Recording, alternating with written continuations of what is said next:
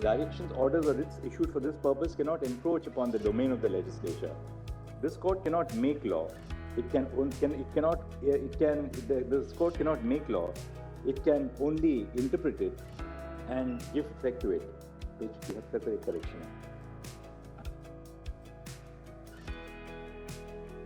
Then I'm dealing with now in another segment of the judgment, which is titled Queerness is not urban or elite. The discussion in this segment has not scratched the surface of the rich history of the lives of LGBTQ persons in India, which continue into the present.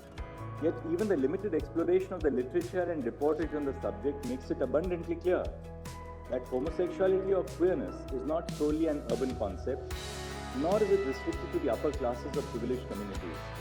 The discussion in the preceding paragraphs reveals the diversity of the queer population. People may be queer regardless of whether they are from villages, small towns, or semi-urban and urban spaces. Similarly, they may be queer regardless of their caste and economic location. It is not just the English-speaking man with a white-collar job who lives in a metropolitan city and is otherwise affluent who can lay claim to being queer, but also and equally the woman who works in a farm in an agricultural community. Persons may or may not identify with the labels queer, gay, lesbian, trans, etc., either because they speak languages which are not English or for other reasons. But the fact remains that many Indians are gender queer or enter into relationships with others of the same sex. In the words of a person assigned female at birth who worked at a factory in Ajmer, and I've quoted to imagine queer persons as existing only in urban and affluent spaces is to erase them, even as they exist in other parts of the country.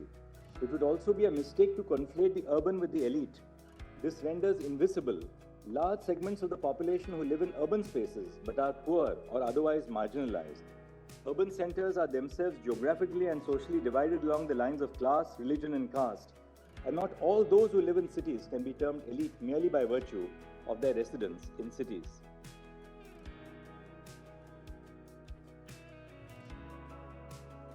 This walk through history is not an attempt by this court to take on the mantle of historians.